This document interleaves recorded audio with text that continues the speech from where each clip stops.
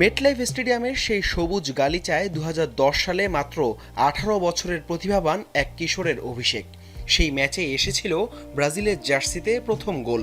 ঠিক ১৬ বছর পর সেই একই মাঠে চেনা বৃত্তে দাঁড়িয়ে বাজল বিদায়ের ঘণ্টা। বিশ্বকাপের মঞ্চে অশ্রুসিক্ত চোখে বিষাদ মাখা এক গল্প লিখে ব্রাজিলের জার্সিতে নিজের ইতি টানলেন নেইমার জুনিয়র। রাউন্ড অফ 16-এ নরওয়ের কাছে ২-১ গোলের হৃদয় বিদারক হারে থমকে গেল সেলেসাওদের বিশ্বকাপ যাত্রা। আর সেই সাথে শেষ হলো একটি সোনালী অধ্যায়ের। ম্যাচের শেষ মুহূর্তে যোগ করা সময়ে পেনাল্টি থেকে গোল করে ব্যবধান কমিয়েছিলেন নেইমার, কিন্তু তা হয়ে থাকলো শুধুই স্মৃতি।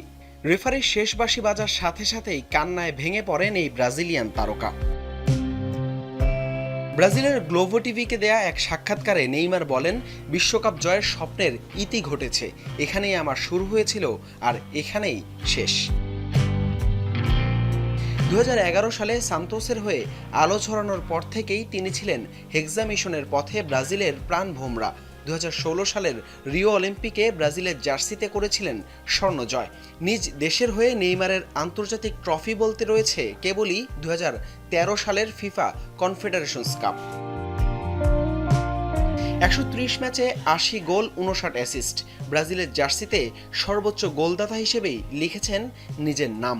ব্রাজিলিয়ান সাম্বার সেই চিরচেনা ছন্দ আর প্রতিপক্ষের ডিফেন্ডারদের নাচিয়ে ড্রিবলিং করার স্টাইলই যেন তার জন্য কাল হয়ে দাঁড়িয়েছিল।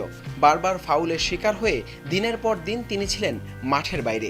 ইনজুরির কালো ছায়া তাকে ছিটকে দিয়েছিল মাঠ থেকেই। ৪টি বিশ্বকাপে ট্রফি জয়ের স্বপ্নভঙ্গ, কোপা আমেরিকার অপূর্ণতা আর ক্যারিয়ার জুড়ে ইনজুরির নির্মম পরিহাস, সব মিলিয়ে নেইমার যেন ব্রাজিলের এক ট্র্যাজিক হিরো।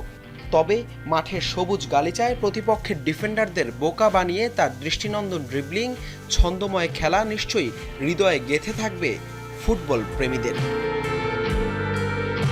হাসান আল মারুফ, যমুনা স্পোর্টস।